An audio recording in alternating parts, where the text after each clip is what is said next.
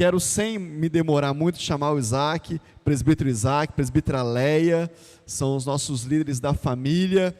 Quero que eles possam poder ministrar sobre as nossas vidas nessa noite. Você que está online, você que está aqui, que você possa receber a palavra de Deus. Amém? Em nome de Jesus.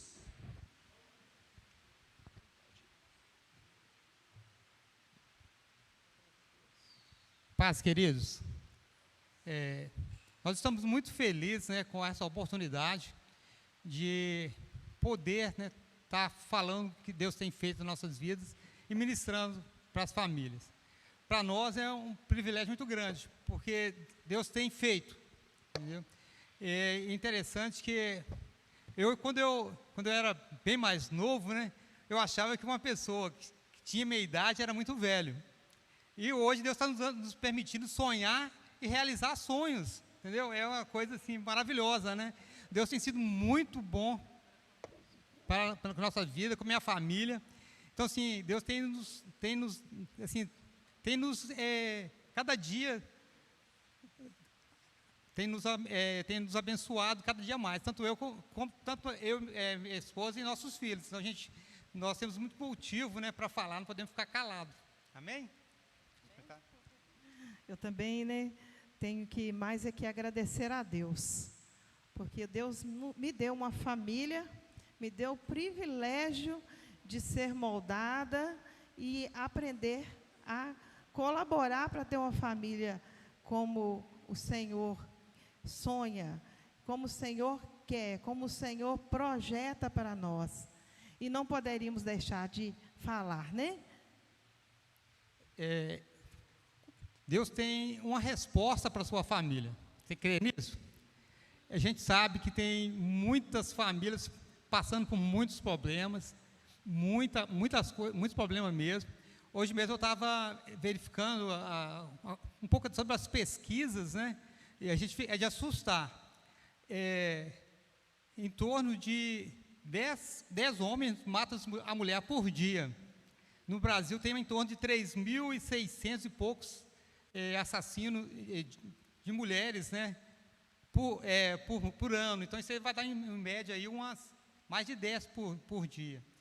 Aí outra coisa assim que é assustador, no Brasil, o último censo, a última pesquisa que teve em 2018, o Brasil teve 1 milhão e 95 casamentos, 1.095.535 casamentos. Desses 1 milhão aí de casamentos, 268.000 terminou em divórcio. Muita coisa, né? Muito divórcio. Então, o diabo, ele quer acabar com as famílias. O prazer dele é detonar mesmo as famílias. E a família é plano de Deus, né? A família é o projeto que Deus construiu antes mesmo do pecado, né? Bem antes do pecado. E eu fui buscar assim, o que significava família, né? Então, na sociologia, define família como conjunto de pessoas que se encontram unidos por laços de parentesco ou vínculo de afinidade como casal. Ao pé da letra, define-se família como unidade básica de uma sociedade, a qual permanece unida por laços afetivos. Na teologia, família é uma representação mais do que junção de indivíduos, por afetos parentescos. Família é o meio pela qual Deus manifesta a sua glória ao mundo. Amém? E é muito interessante assim, que quando a gente tem um versículo que todo mundo, quando faz casamento, a gente mais ouve aquele lá de Gênesis 2:24, que fala: portanto o homem deixará seu pai e sua mãe, e se unirá à sua mulher, e se tornará uma só família, uma só carne. E é interessante o seguinte, que quando ele fala o homem, quer dizer, está falando de um ser maduro, um ser adulto, né? Não está falando de criança. E ele fala, deixará, vai mudar de um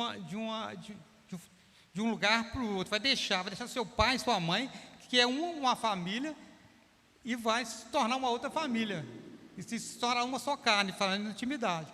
Então é muito interessante esse versículo, porque ele começou a família.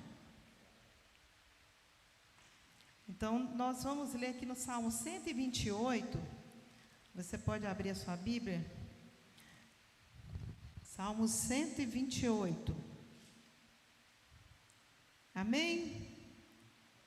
Um tempinho.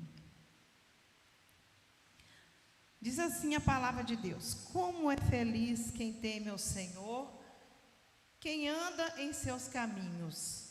Você comerá do fruto do seu trabalho e será feliz e próspero. Sua mulher será como videira frutífera em sua casa, seus filhos serão como brotos de oliveira ao redor da sua mesa. Assim será abençoado o homem que teme ao Senhor. Que o Senhor o abençoe desde Sião, para que você veja a prosperidade de Jerusalém todos os dias da sua vida e veja os filhos dos teus filhos e que haja paz em Israel. Então, o segredo do sucesso de uma família abençoada, em primeiro lugar, é o que? O temor do Senhor, né?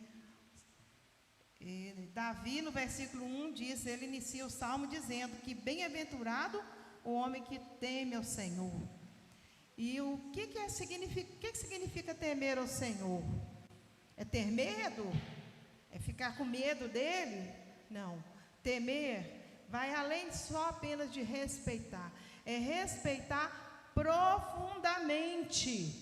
É aquele respeito de considerar profundamente, sem regras, sem mais nenhuma linha que venha definir o temor a que não seja isso. É respeitar, mas respeitar profundamente, independente de qualquer coisa. É ter Deus na tua vida como teu Deus, como teu Senhor, como autoridade, como Criador, como teu Pai. Amém? Então o segredo é este, o primeiro segredo. Temer a Deus é honrar também, obedecer, porque se você tem um respeito profundo, você vai honrar, você vai obedecer e ter Deus como uma primazia na sua vida. Ele é o primeiro lugar na nossa vida tem que ser Deus. Então aquele que não teme ao Senhor, que não tem a Deus como primazia, não tem como a família ser abençoada. Porque a família que não tem a presença de Deus, não tem felicidade. O homem sem Deus não é nada, queridos. Então, neste salmo, nós vemos que a felicidade e a bem-aventurança da família feliz inicia com o respeito que nos leva a ser obedientes, que nos leva a honrar a Deus. Esse salmo é maravilhoso, né? Tem algumas versões na Bíblia que ele inicia como homem, bem-aventurado o homem que teme ao Senhor. Então esse salmo, ele inicia, né? Se o homem, né, que é o sacerdócio da casa, ele temer o Senhor, aí qual que é o seguinte, ele fala que a sua mulher será abençoada, será próxima, seus filhos serão abençoados, né? Então, tem várias promessas nesse salmo. Uma das primeiras promessas fala que o homem será próspero e comerá do trabalho da sua mão. Qual o homem que não quer comer do seu trabalho, né? Sua família ser toda alimentada pelo trabalho de sua mão, não depender de ninguém. Então, eu acho que é uma das coisas principais disso aí. Então, é comer do fruto de sua mão. Outra coisa interessante, outra promessa, né? Toda a sua família será abençoada. Sua esposa será forte vai ter alegria, né? E os seus filhos serão fortes e cheios de saúde. No versículo 6, ele fala que a pessoa que vai viver muito, terá vida longa, né? Verá filhos dos seus filhos. Ele fala que vai ter netos, né? É o que nós estamos vivendo. Hoje nós já estamos nessa parte do salmo, eles estão vendo os nossos netos, né? Para a gente se alegrar com eles. Então, é maravilhoso. A pessoa que teme ao Senhor, ele tem várias promessas para a família, né? Quando o homem teme ao Senhor. Mas eu vejo assim, irmãos, que a misericórdia do Senhor é a causa de não sermos consumidos. Nós estamos falando isso, aí pensa, não, que casal perfeito. Nós temos também nosso defeito, mas o temor de Deus, ele está na nossa vida. O temor do Senhor é que nos leva a arrependimento, e nos leva a fazer conserto, nos leva a perdoar. É o temor do Senhor, não porque também somos merecedores, é porque o Senhor Ele é amoroso e Ele nos perdoa. A gente listou algumas características, né, de uma família bem-aventurada. E a gente achou essas características lá no Salmo 1. Então, o primeiro, no versículo 1, a parte A dele fala, não andará no conselho dos ímpios. Então, uma pessoa, um homem, uma família que teme ao Senhor, ele não anda nos conselhos dos ímpios. Ele não vai procurar conselhos no ímpio. Ele vai procurar uma pessoa que possa dar um conselho com sabedoria na palavra.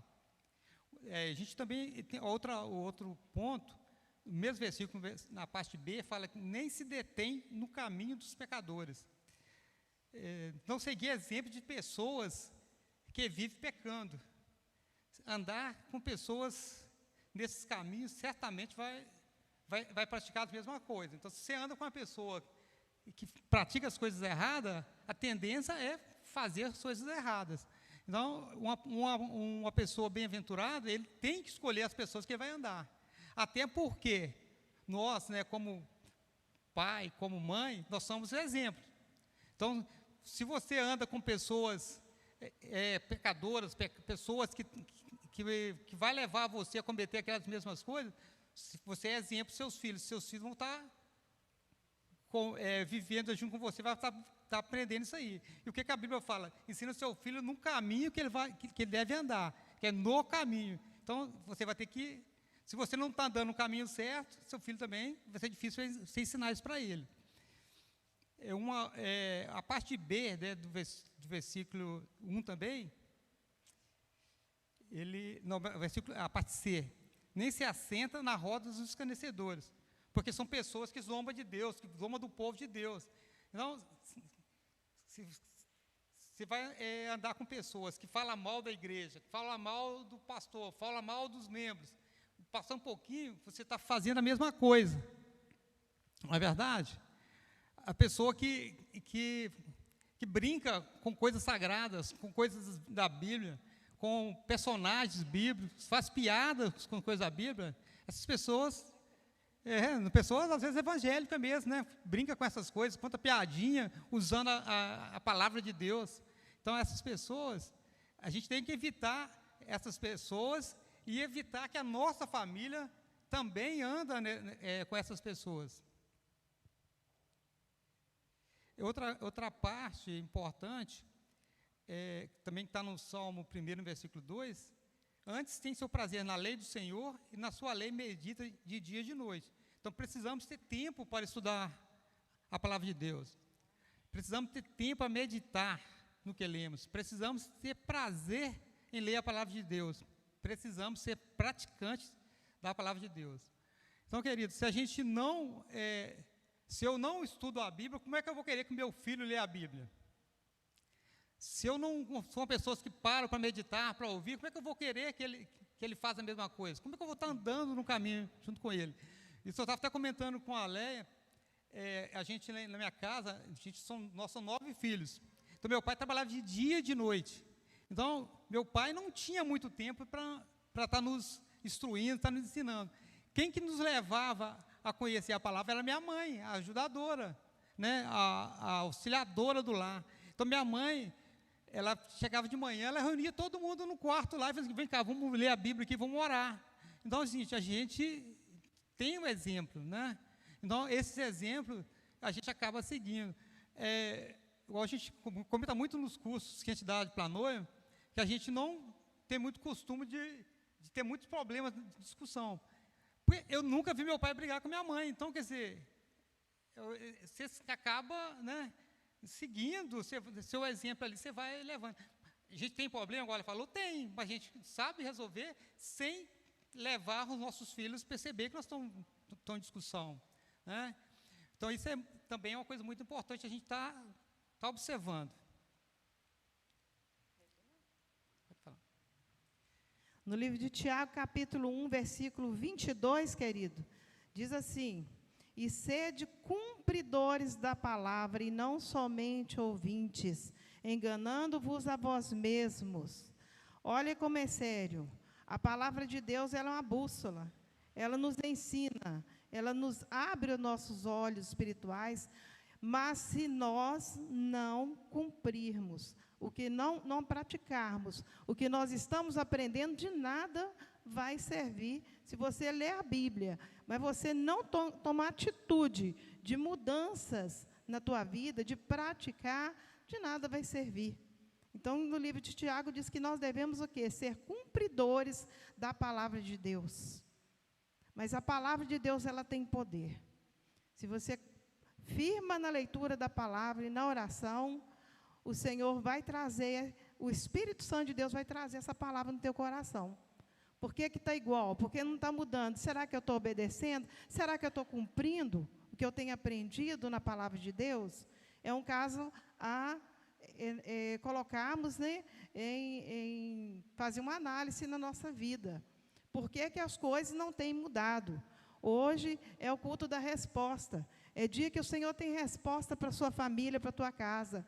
A gente não sabe o que passa cada família. Algumas a gente sabe de alguma coisinha ou outra, mas nós sabemos da nossa família. E sabemos que não é fácil. Nós somos pessoas diferentes, mas o amor do Senhor nos une. Se colocarmos o Senhor como centro da nossa vida, o amor dele vai fluir através de nós. O Espírito Santo terá lugar na nossa vida para que nós possamos praticar e aprender, colocar em prática aquilo que nós vimos na palavra. Nós vamos aprender um pouquinho mais à frente sobre isso, sobre o que é para a gente colocar em prática. O homem, nós homens, como sacerdotes do lar, nós devemos nos posicionar, principalmente, para ser exemplo para nossos filhos, como eu comentei, né? E o exemplo que a gente tem básico é o exemplo de Josué, né? Josué, ele não falou assim: eu vou lá ver com a minha família o que eles acham, vou ver com meu filho, com minha esposa o que eu acho. Ele falou: não, eu e minha casa serviremos o Senhor. Entendeu? Então, ele como sacerdócio, ele já definiu. Então, muitas vezes nós, né, como sacerdotes, nós ficamos meio em cima do muro, vou ver com a minha esposa, vou ver. Tem coisa que tem que ver mesmo, entendeu? É a decisão do casal. Mas, principalmente as coisas espirituais, a gente não tem muito que definir, não, né? Tem que levar, principalmente nós, os sacerdotes, tem que levar a nossa família ao conhecimento. A gente vai falar de algumas coisas que a família precisa para ser uma família abençoada. A gente falou que a primeira dela é o temor, né? A primeira coisa que a gente tem que ter é temor, é Deus. Se o casal, se o marido e a mulher estiver bem junto e bem próximo de Deus, com certeza a família vai ser abençoada. Fala a respeito. Então, nós sabemos que o temor, né, é o primeiro, mas nós vamos falar um pouquinho sobre o respeito. Primeiro, nós já falamos o respeito a Deus, né? O temor é um respeito profundo. E na sua casa? Na sua casa, como está o seu relacionamento com seu esposo, com seus filhos, a respeito? A palavra respeito, ela implica consideração, irmãos, dignidade, obediência, referência, submissão, temor. Essas palavras implicam respeito. Que quem é aquele que respeita o outro, ele considera, obedece, respeita a opinião. E nós vemos que o respeito, no apóstolo Paulo, que ele tem algumas referências, irmãos, que a palavra de Deus nos esclarece sobre o que a família precisa haver respeito. Olha, no apóstolo Paulo, ele escreveu sobre os deveres domésticos. As mulheres, cada esposa deve respeitar os seus maridos. Está em Efésios 5:33. Se você quiser depois dar uma olhadinha. Filhos, respeite o seu pai e sua mãe. Efésios 6:2. É preciso haver respeito na família. Não provoqueis a ira vossos filhos, Efésios 6, versículo 4, que também é um desrespeito. O pai fica provocando ira ao filho. Às vezes a gente vê isso, até na criança pequena, o pai irritando a criança. Já cresce aquela criança irritada e sente que não é respeitada. Às vezes o pai expõe aquela criança ou o filho na frente dos outros. É um desrespeito. No livro de 1 Pedro 3, versículo 7, a palavra de Deus diz assim: vocês, maridos, devem ser cuidadosos com suas esposas, estando atentos às necessidades delas e respeitando-as como um sexo mais frágil. Lembre-se que você e suas esposas são companheiros em receber a bênção de Deus. Se não as tratarem como devem, a oração de vocês não terão respostas prontas. Olha como é sério. A falta de respeito nos separa de Deus, irmãos. Não tem como orar ao Senhor se não há respeito. Então, às vezes a pessoa pensa assim: não, eu estou na igreja todo domingo, eu faço isso, faço aquilo, né? Até assim, separado do mundo, mas dentro de casa não tem praticado a palavra de Deus. E Deus não habita onde há essa desarmonia, a falta de respeito. Tem lares que não têm respeito mesmo. Não respeitam uns aos outros. E aí vira uma bagunça. Essa falta de respeito também destrói muitos lares. Muitos lares destruídos. Às vezes não se separam. Vive a vida inteira ali junto, mas é um lar destruído. Fica aparentemente uma família, mas aquela família, ela não existe. Simplesmente é uma imagem de uma família. Mas como será que os outros vê o exemplo que você tem dado de um cristão? Os seus vizinhos, seus familiares. É outro caso a pensar. Lembre-se que o respeito gera respeito. Se você tem acontecido alguma falta de respeito, é hora de pensarmos. O respeito gera respeito. Se nós respeitamos, também somos respeitados. A esposa precisa respeitar o esposo. O marido também precisa reconhecer a esposa e respeitá-la. Bem-aventurada a família que sabe lidar com as suas diferenças, entendendo que cada membro é dotado de tanto de virtudes como admiráveis, como de limitações. Todos nós temos nossas limitações, queridos. Mas nós também temos virtudes. Nós, muitas das vezes, somos peritos em enxergar o quê? As falhas do outro, mas as virtudes. É incapaz de elogiar, fazer um elogio. Nós estávamos lembrando que nós fizemos aqui um tempinho atrás, foi aqui mesmo, nós fizemos um encontro de casais, uma dinâmica, nós pedimos que colocassem, espalhamos um papelzinho para cada um, pedimos para colocar 10 defeitos, e marcamos um tempo no relógio. Rapidinho apareceu. Aí agora nós vamos colocar 10 virtudes, 10 qualidades. Não acharam. Não conseguiram achar. Falei, acabou. Conseguiram. Poucos levantaram as mãos. Aí, o que nos preocupou, porque tinha muitos casais novos aqui. E já estava perito em enxergar os defeitos do outro. Então, nós precisamos saber lidar com as diferenças dos outros e enxergar a virtude, porque isso traz harmonia no seu lar, isso acrescenta o amor, isso acrescenta a paz, a alegria na sua casa. Quem é que não se sente feliz quando uma pessoa vem e te elogia? Às vezes uma coisa que você achou até pequena, mas você recebeu elogio daquele ato. É maravilhoso, irmãos, quando nós investimos no nosso cônjuge, nos nossos filhos. Um outro ponto que a gente gostaria de trazer para os irmãos é sobre a administração financeira. É um outro ponto também que é muito complicado nas famílias. A gente, pesquisando no Google lá, a gente achou lá, nos Estados Unidos, diz que 56% dos casais se separam, que se separaram apontaram o aspecto financeiro como o mais importante da relação. Outra pesquisa com casais dos Estados Unidos, eles disseram que 33% deles brigam com certa frequência por causa de dinheiro. Então, se você somar os 33 com 37, vai dar mais de 70% com problema financeiro no lar.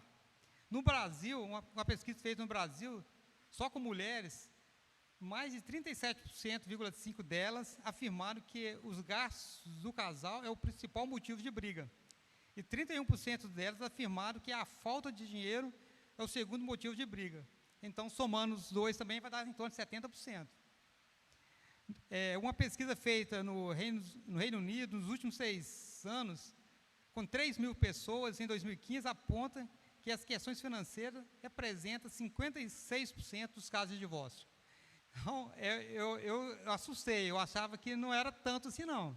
Entendeu? Então, a questão financeira é muito complicada também para as famílias do dia de hoje. Tem uma das coisas assim, que eu acho que muito pega nessa questão, que eu acho na questão financeira, é o dízimo e a oferta. Foi uma coisa também que eu aprendi desde novo, quando meus primeiros salários, quando eu fazia Senai ainda. Na época lá, meu pai já orientava que a gente deveria dizimar. Então, eu sempre falo assim, você gosta dessa fala? Eu sempre falo o seguinte, que dízimo, você está agradecendo a Deus pelo que te deu. Você está louvando a Deus, agradecendo pelo que te deu. Ele te deu, você vai dizimar. E oferta, você vai ofertar, agradecendo ele aquilo que ele vai te dar. E Deus tem dado. Até a gente comenta muito, né, que às vezes a gente demora a aprender as coisas, mas tem coisas que você aprende rápido. Ou a questão que a gente tem comentado aqui de família, a gente, quando eu e a Leia casamos, eu tinha 21 anos, ela tinha 20, e na igreja ninguém falava de família. Quer casar? Vem cá. A única coisa que eles falam só, até que a morte se separa, aquele normal ali, né? Você se vira para lá, era assim, né? É só que tempo. E a gente, graças a Deus, que a gente aprendeu. A gente aprendeu, meio na marra ali, a gente foi aprendendo. A gente foi aprendendo a como lidar com a diferença, com a família do outro, que é um caso sério. A gente foi morar perto ainda, né? Porque a Bíblia fala que você deve deixar pai e mãe, deixar até de endereço, né? E a gente acabou morando perto, então a gente teve uma série de problemas. Então, mas só que hoje, graças a Deus, né, a gente tem, as igrejas hoje tem os cursos de noivo, tem Casados para Sempre, tem vários cursos que orientam. Até eu falo com a Leia, né, se a gente soubesse tudo que a gente sabe hoje, a vida seria diferente, né? Tinha muita coisa que a gente fez que a gente não faria, né? Então, assim, mas graças a Deus a gente aprendeu a tempo. Mas, e assim, Deus tem nos abençoado. A gente, nesses 40 anos que já fazia em janeiro de casado, a gente nunca dormiu um de um modo para o outro. Eu nunca dormi no sofá, nem a Léia, quer dizer, a gente sempre dormiu na mesma cama ali. Então, assim, Deus tem nos honrado. Então, a primeira coisa que eu assim, acho muito importante é o dízimo. Essa questão de economia, de administração financeira, é uma palestra. A gente até tem uma palestra, a gente já ministrou alguma vez, é uma coisa muito grande. Uma das coisas principais na economia é trabalhar, né? Em Provérbio 6, o Salomão ele dá o exemplo lá da formiga, né? Você quer, a formiga trabalha, ela pequenininha, trabalha dia e noite para comer, para juntar reserva para quando vier a chuva. Então, é o exemplo básico para nós. Quer dizer, se a gente não vai trabalhar também, não vai ter. Né? Deus é o Deus de justiça. E a gente tem visto nas palestras passadas que precisamos trabalhar. E outra coisa importante que Jesus ensinou muito é sobre o planejamento. Então, nós temos que planejar o que a gente ganha também. Então, ele no Mateus 25, do 14 a 30, eles ensinam como planejar. Mateus capítulo 25, versículo 14 até o 30. Vou dar um tempinho aí para os irmãos encontrarem. Amém?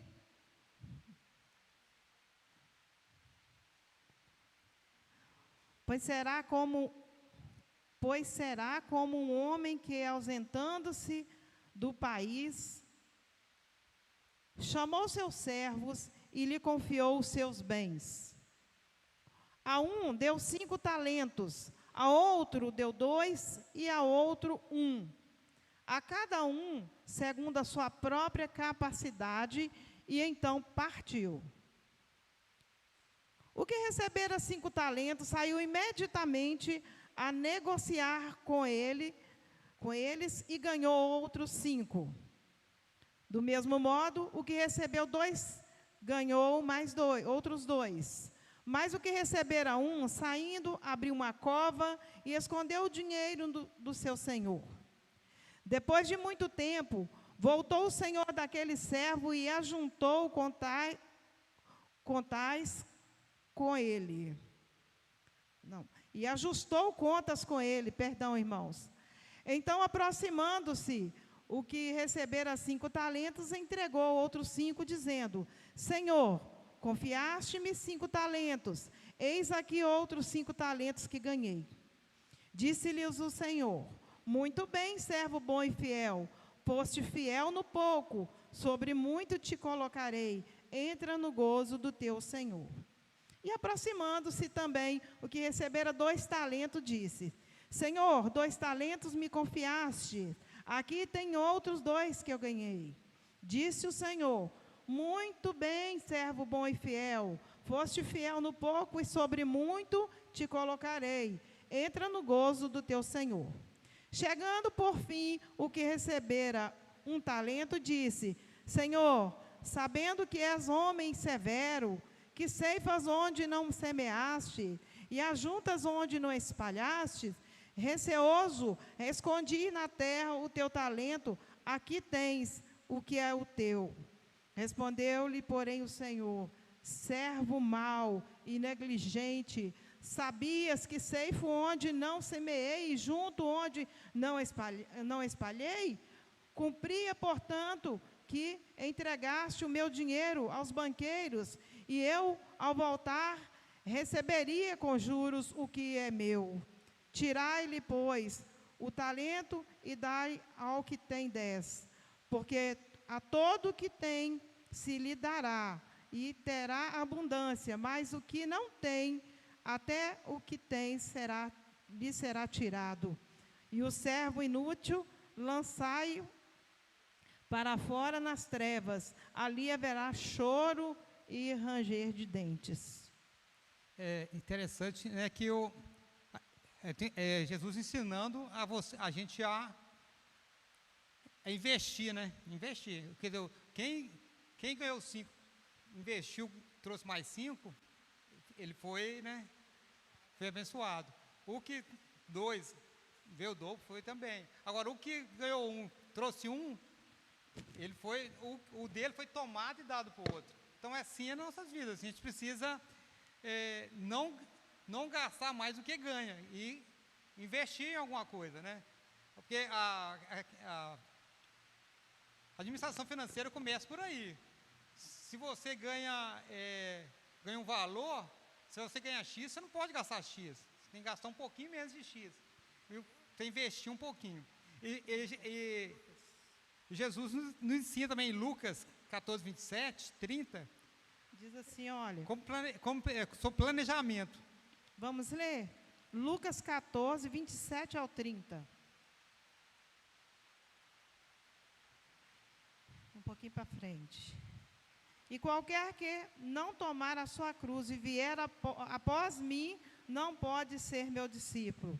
Pois qual de vós, pretendendo construir uma torre, não se assenta primeiro para calcular a despesa e verificar se tem os meios para a concluir? Para não suceder que, tendo lançado os alicerces e não a podendo acabar, todos os virem, zombem dele, dizendo: este homem começou a construir e não pôde acabar. Aí o cara passa vergonha, né? Ele começa a construir não planejou, não sabe, não tem como terminar. E assim é nas nossas vidas, né? Então a gente tem que trabalhar, economizar, né? Poupar, dizimar, ofertar. A questão da administração financeira começa por aí. Ter muito cuidado, né, com os gastos, com os cartões de crédito, as facilidades que hoje a gente tem aí, né?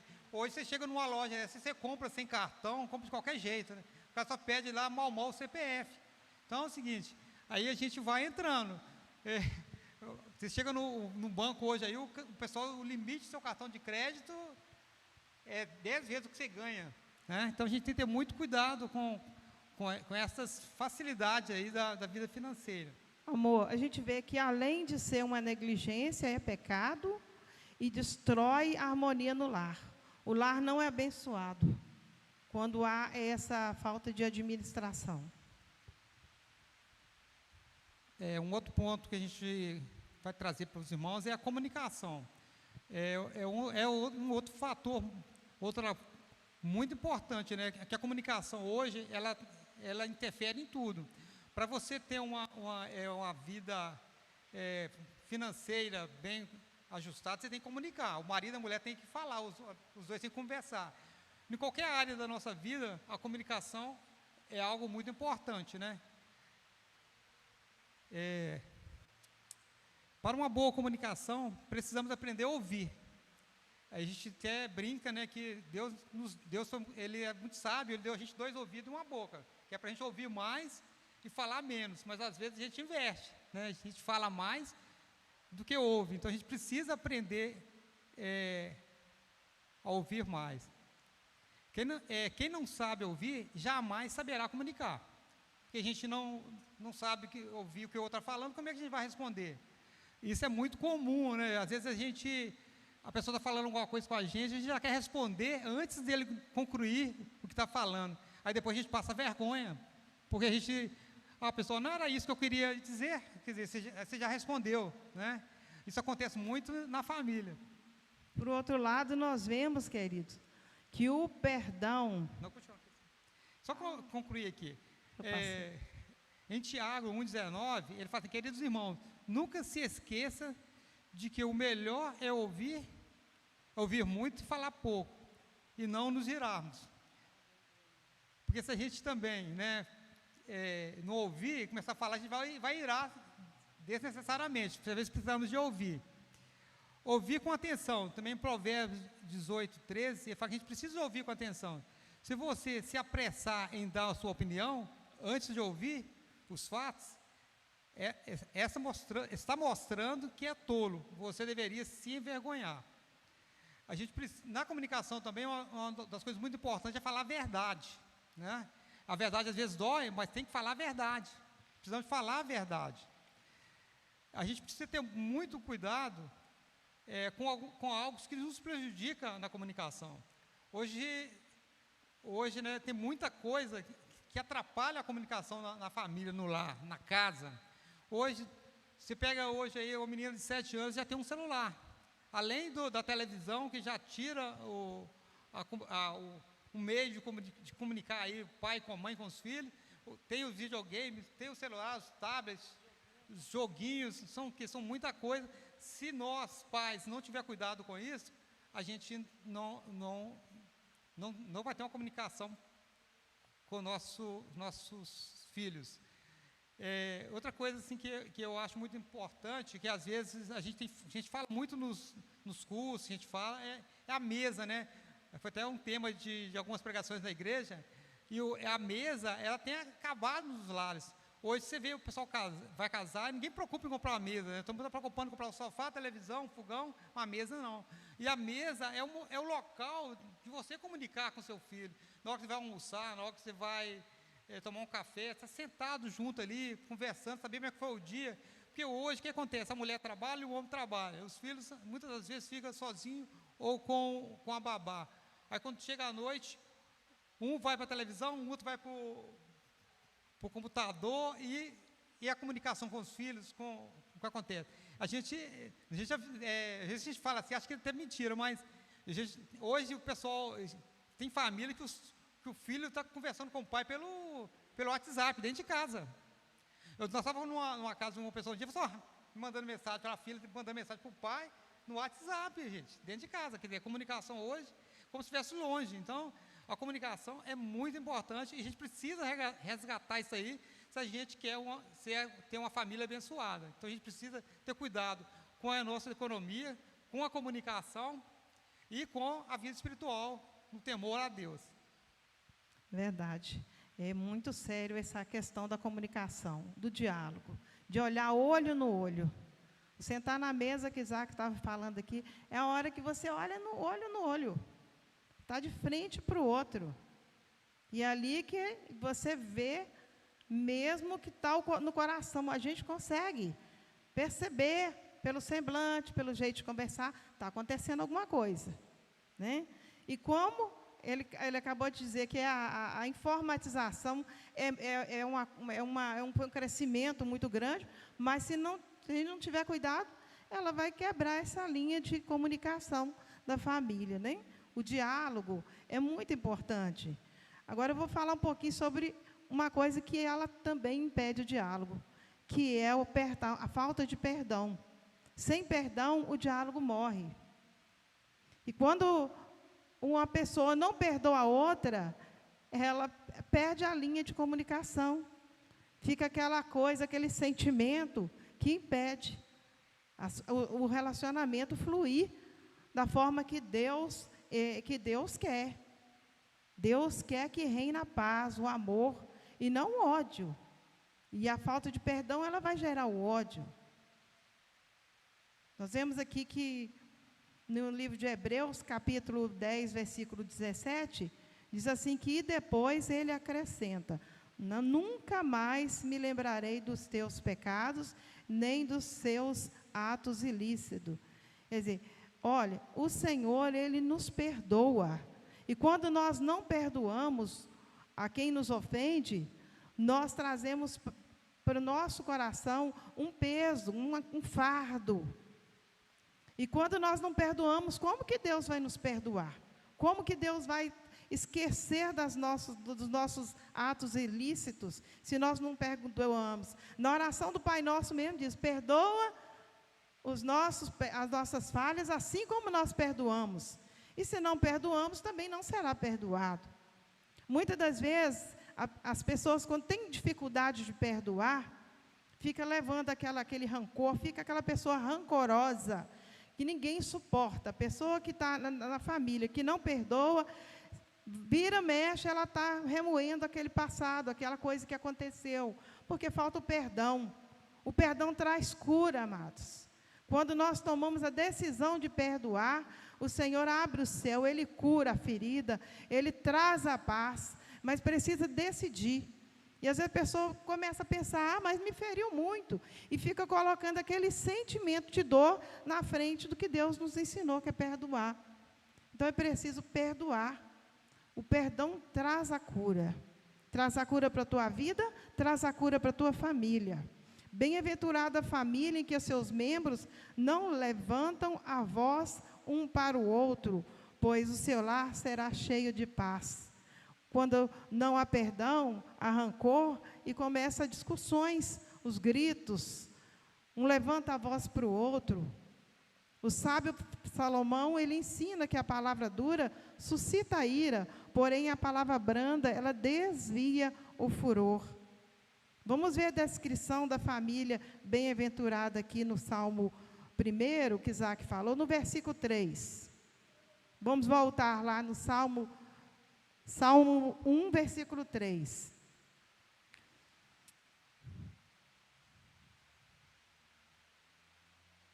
Pois será como a árvore plantada junto a ribeiros de águas, a qual dá o seu fruto no seu tempo. As suas folhas não cairão, e tudo quanto fizeres prosperará. Será como a árvore plantada junto a águas. A tua vida precisa estar arraigada na palavra do Senhor. O Espírito Santo de Deus, ele tem que estar presente na nossa vida. E é só Jesus que pode nos encher do Espírito Santo. Se você já tem Jesus na tua vida, você é um cristão, é preciso buscar o Espírito Santo, orar, pedir ao Senhor, enche-me, Senhor, do teu Espírito, manifesta em mim, Senhor, o fruto do Espírito. E no livro de Gálatas, no capítulo 5, versículo 22 e 23, diz, olha aqui, o fruto do Espírito é amor, é alegria, é paz, é paciência, é bondade, é fidelidade, é mansidão e domínio próprio. Essas coisas têm que estar na nossa vida. É através do Espírito Santo. De nós mesmos, nós não temos esse fruto. É só através do Espírito Santo. E como que o Espírito Santo de Deus vai fluir na nossa vida? Buscando a conhecer a Deus em oração, intimidade com o Senhor, com a palavra de Deus. Então, nós vemos que, se nós buscamos ao Senhor e obedecemos, como nós falamos no início, põe em prática, aí o fruto do Espírito vai manifestar nas nossas vidas, são essas que nós falamos aqui, o amor, que o amor perdoa, vem a alegria, vem a paz, vem a paciência, a bondade, a fidelidade, a mansidão, e o que eu vejo aqui mais ainda que é difícil, é ter domínio próprio, porque a nossa carne, ela milita contra o Espírito contra a carne, e muitas das vezes a gente dá vontade de chutar o balde, e aí o domínio próprio foi para o beleléu. A gente começa a olhar as nossas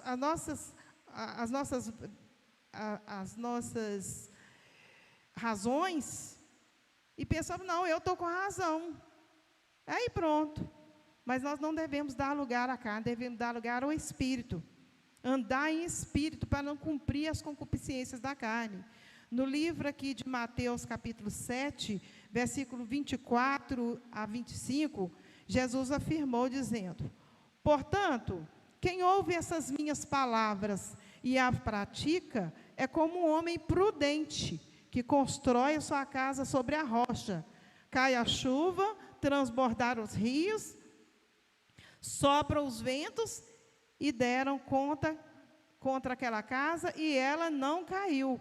Por quê? Porque ela tinha seus alicerces firmados na rocha. Então, se o Senhor não edificar a sua casa, então, em vão trabalhos que edificam. Então, nossa vida tem que estar alicerçada no Senhor. A sua família, como Isaac falou no início, ela é um projeto, foi o primeiro projeto de Deus. A igreja, ela começa na sua casa. A igreja de Cristo, a noiva que Cristo Jesus vem buscar, ela começa na tua casa. E o Senhor, nesta noite, Ele quer curar a tua família. Nós não sabemos, né, amor, o que tem para conserto na tua vida, mas eu tenho certeza que o Senhor falou no seu coração. Já imaginou, né, queridos, uma família que tem estes frutos?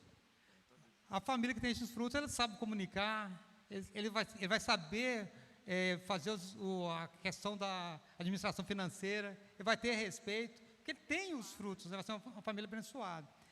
E nós, né, precisamos, né, desses frutos para ser uma família abençoada. E o interessante é o seguinte, a gente está encerrando essa parte, e tudo que a gente comentou está aqui na Bíblia. Então é o seguinte, é o manual que Deus, quando Deus criou o homem, criou a família, Ele fez um manual. Mas o que acontece com a gente, com nós? Nosso, né, normal, todo mundo fazer isso. A gente compra um equipamento, ninguém quer ler o manual. Vai lá, já pega, já acha que sabe tudo e começa a fuçar nele lá, né? Alguém lê manual todinho? É difícil, né? Compra um carro, já sabe dirigir, já teve outros carros. Aí quando dá um problema, fala assim, não, vou ver como é que funciona aquilo. Aí que você vai lá no manual. E assim é nós. A Bíblia está aqui, a gente não, às vezes não lê, não busca, não pratica. Aí depois deu errado, a culpa é de Deus? Não, o manual está aí, você não quis ler o manual, né? Amor. E assim, porque se comprar um equipamento, e mexeu nele, fuçou, deu defeito, vai lá na loja e fala assim, ó, você Você leu o manual? Não, você mexeu errado, então a culpa é sua. E né? ainda, às vezes, culpa a Deus, né? Culpa a Deus. Deus abençoa a família do lado. Ah, que família abençoada, a minha família não é abençoada. E Deus não está lembrando de mim, Deus esqueceu de mim. Por que isso acontece comigo? E começa a questionar. Falta de estar posicionando como cristão. Uma vida consagrada ao Senhor faz toda a diferença aqui na terra. Como o bispo já pregou aqui várias vezes, Deus quer que nós venhamos viver o céu na terra, irmão.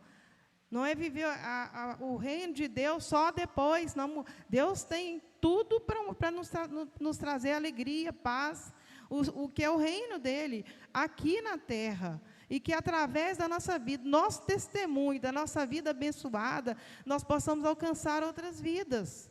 Até mesmo na nossa família, pessoas que resistiam tanto a servir ao Senhor, quando vê a nossa família abençoada, vê que realmente a nossa vida está firmada, eles já vê, tem algo diferente aí. E é assim que Deus colocou no nosso coração, bispo. Que Deus abençoe. Nós estamos encerrando. Que Deus abençoe a cada um, que o Espírito Santo de Deus esteja falando no teu coração. Amém?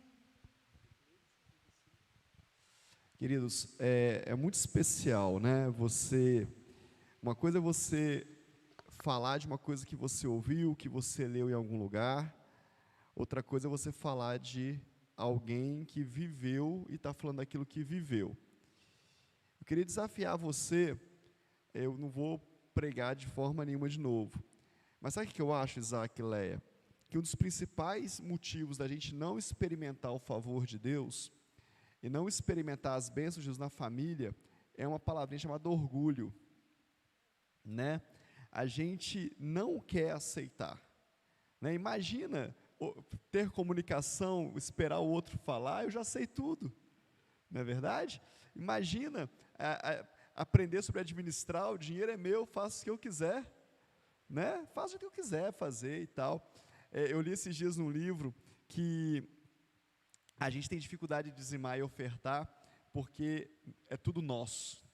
Porque se a gente entender que é tudo de Deus, a gente não tem dificuldade de dar o que é do outro, né? Então, se é de Deus, eu posso dar, posso ofertar, posso abençoar, posso dividir, não é meu, é do Senhor, mas como é tudo meu, e aí a gente não consegue fazer, e aí a família está sendo pisoteada pelo inferno, pode acreditar, destruída pelo inferno, e tudo começa na gente, no nosso orgulho. Se a gente parar para ouvir, eu queria desafiar o Isaac e a Leia, eu pedi para eles ficarem aqui, porque tudo que eles falaram é um curso de 3 meses, né? Se a gente fosse trabalhar. Então, em cada terça-feira da resposta, com a rede da família, nós vamos aprofundar em um desses temas: comunicação, finanças, vida no lar, cada detalhe. Nós vamos aprofundar, ver o que a Bíblia diz, está tudo na Bíblia, querido. A Bíblia fala sobre todos esses assuntos, né, desafiar a cada um de nós. E você pode falar assim, puxa vida, mas já ouvi tanto sobre isso. Aí eu vou te perguntar, o que você fez que você ouviu? Mudou alguma coisa? Mudou tudo que tinha que mudar? Então precisa ouvir mais, né?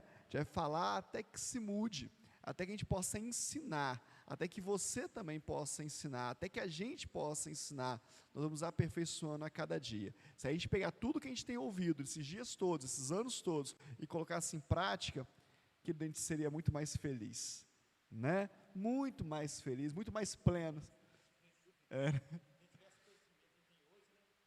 Pois é, eu falo com jovens, eu estou aconselhando jovens, se eu tivesse um pastor para falar o que você está ouvindo hoje na minha vida, eu tinha errado muito menos, tinha crescido muito mais, né? Já está bom, Deus é misericordioso. A Léa começou dizendo aqui que as misericórdias do Senhor são a causa de estarmos aqui, ainda bem que tem misericórdia, porque se não fosse a misericórdia, nem sei onde nós estaríamos, né?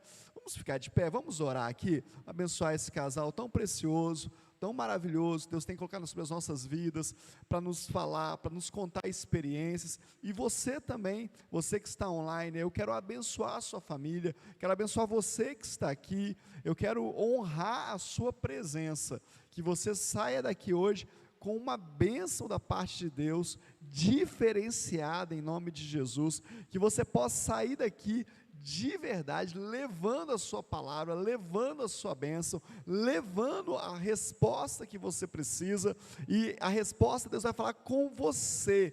Deus está falando conosco todos os dias, profeticamente, nos levando a desafios, nos levando a um novo nível de experiências com Ele, e eu quero liberar essa palavra sobre a sua vida, que você tenha experiências no seu lar, na sua casa, no seu casamento, nas suas escolhas, jovens, adolescentes que estão aqui hoje, que você possa ter os seus olhos abertos para escolher bem, para viver bem, para honrar os pais, para honrar a sua casa, para perceber a bondade, a misericórdia do Senhor sobre o teu lar. Pai, eu quero te louvar nessa noite, quero te agradecer, Pai, quero te louvar pela vida do Isaac, da Leia, presbíteros da tua igreja, filhos teus, líderes da rede da família, muito obrigado, Pai, por poder caminhar com eles, por eles terem essa bênção nas nossas vidas, e agora, Pai, eu quero abençoar a tua igreja, as famílias da tua igreja, aqueles que o Senhor tem nos dado como ovelhas, debaixo da nossa autoridade, eu te abençoo em nome de Jesus, abençoa a tua casa, abençoa os teus filhos, o teu lar, o teu casamento, abençoa a tua despensa, abençoa o teu trabalho, o sustento da tua família, eu te abençoo na autoridade do nome de Jesus, abençoa a tua saúde, se você precisa de uma intervenção na sua saúde, se a sua saúde tem atrapalhado o seu convívio doméstico, eu libero cura sobre você, libero saúde sobre você, libero sobre a sua vida saúde psíquica, emocional,